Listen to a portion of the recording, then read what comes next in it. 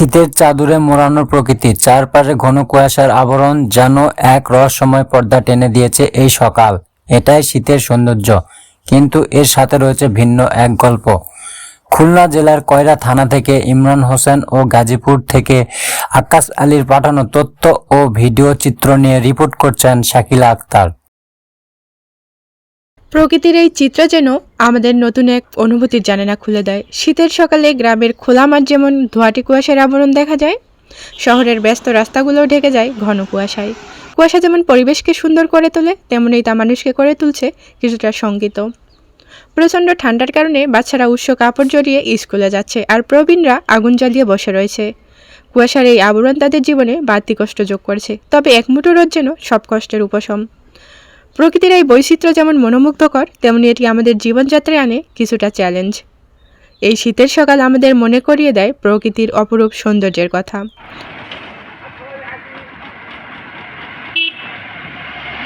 শীতের সকাল প্রকৃতির এক অপরূপ সৌন্দর্যের ক্যানভাস। চারিদিকে ছড়িয়ে থাকা কুয়াশার চাদর যেন প্রকৃতিকে ঢেকে দেয় এক ধোঁয়াশার আবরণে।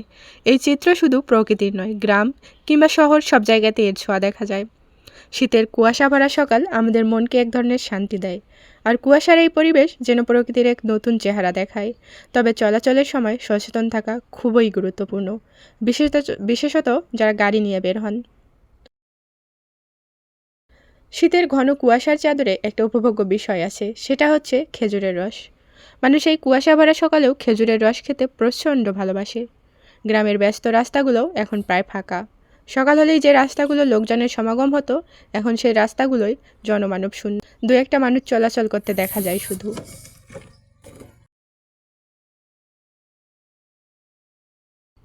প্রচণ্ড শীতের কারণে মানুষ জরুরি প্রয়োজন ছাড়া ঘর থেকে বের হচ্ছে না।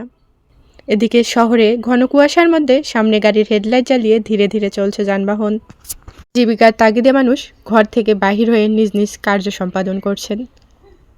শীতের কুয়াশা শুধু প্রকৃতিকে নয়, আমাদের জীবনযাত্রাকেও অন্যরকম রূপে প্রকাশ করে। এই সময়টা উপভোগ্য হলেও নিজের এবং চারপাশের মানুষের নিরাপত্তার দিকে আমাদের বিশেষ নজর দিতে হবে। Shakila Akter, PFN TV desk report.